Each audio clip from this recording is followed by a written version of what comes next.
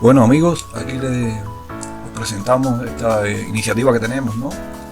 De usar las miles de larvas que tenemos en nuestro biogás para alimentar las tilapias.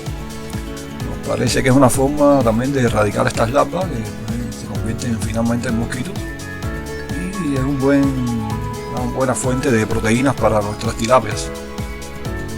Aparte también tenemos que suministrarle vitaminas, minerales y otros nutrientes esenciales, pero bueno, aquí tenemos garantizada por lo menos la proteína. Esperemos que sea buena idea. Nosotros le echamos estas larvas y las lavamos con agua, para no estén muy contaminadas con el agua del biogás. Y bueno, podemos observar que le gusta a nuestras tilapias.